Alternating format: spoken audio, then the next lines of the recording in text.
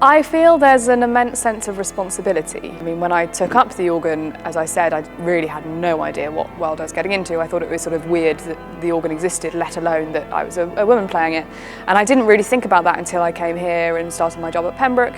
And I think I realised that actually with that comes a sense of responsibility to help provide the opportunity for young girls to realise that they could be an organist too. Because I think the reason that they don't take it up is because they just don't even think about it. They don't see visible female role models playing the organ. It tends to be sort of seen as either something for a certain kind of man or for a sort of little old lady.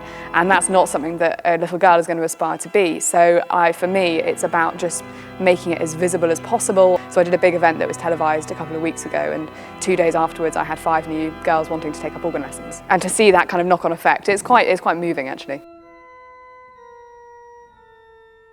I run this thing called the Cambridge Organ Experience for Girls every year, and it's really exciting because on any normal kind of organ day, this sounds really geeky, doesn't it? On any normal organ day, you might have 40 people on the day and you'll probably have 2 girls, which is a horrific ratio.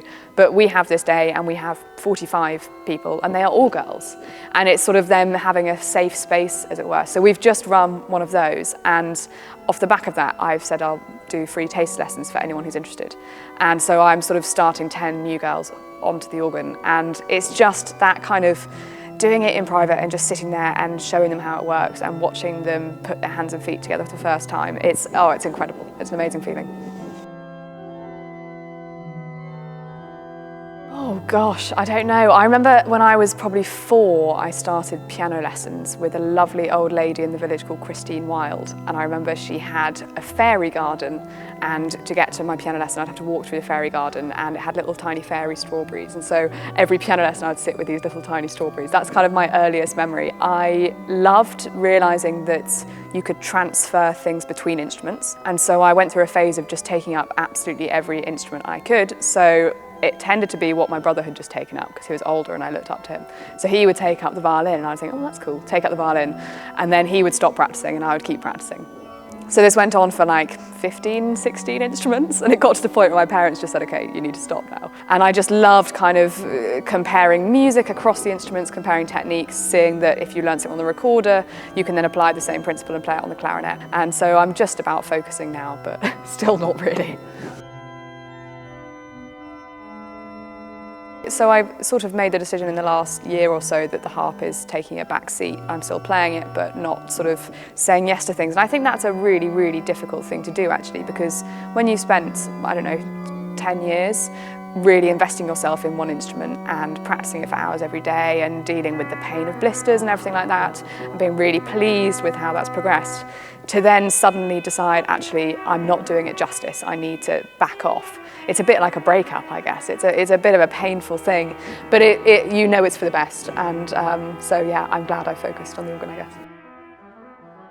Yes, I'm still recovering from the latest one. It's always completely mad. So we essentially do the complete organ works in 24 hours with a team of organists, and I always stay up for the whole thing and make sure it all runs smoothly. We live stream it every year, and it raises money for our collaboration with musicians in Zambia. So I'm the trustee of a charity out there and take groups out every year to essentially teach music and help bring music to children from really underprivileged backgrounds. So we started this event 3 years ago, and it seems to have become an annual thing, which is slightly terrifying. It's always exhausting, but it's a lovely chance for organists to actually come together, because the organ is quite a lonely instrument. You tend to be stuck up in a loft where no one can see you and don't really talk to anyone else.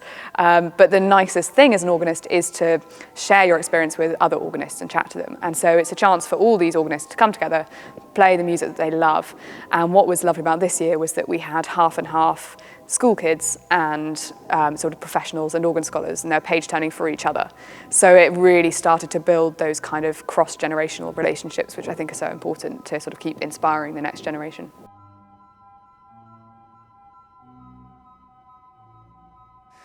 I remember everyone making an awful fuss about it and thinking, oh, this is quite cool. I don't think it did, because I think I had no idea what I got myself in for, if that makes sense. I just sort of thought, well, I'm turning up to this college, I'm going to play the organ a bit. But the reality was it was 8 services a week, rehearsing with the children every morning.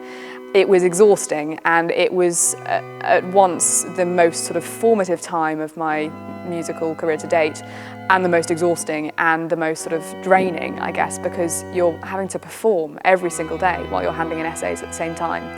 And it's literally a sink or swim situation. You turn up and you can either do it or you can't.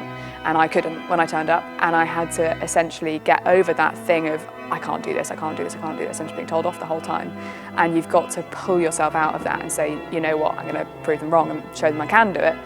And that was really, really tough, but it shaped me into who I am today, so I'm glad I did it. Well, I have to say this is probably the most bonkers month about to hit. So I'm taking Pembroke Choir to Thailand next week, and we're teaching music in a refugee camp out there, and in some orphanages and in a couple of schools, and teaching children how to lead music workshops as well. And then I land from that and do Cheltenham Festival the day after, so that's going to be a slightly interesting one. And then I fly straight to Sweden and do 2 recitals in Sweden. And then I fly straight to Zambia. I think the travel agent thought I was absolutely bonkers when I said, what are the flights like from Sweden to Zambia? But it's a really interesting question. I think I have spent such a long time not engaging in that in a way. Like when I was growing up, I would spend hours in the practice room. And I loved that. I loved the kind of immediacy of it, and I loved that it sounds so sad, but in a way, like, I love the fact that music will never go away. Music will never fight with you. Well, sometimes it does, but music will never sort of leave you. It's much more reliable than friends in a way. And so I love that side of things. But also, the more you do it, the more you meet like-minded people for whom music is also their everything. And you can share that experience with them. And that's very unique, and I adore it. So I don't think I'm missing out too much.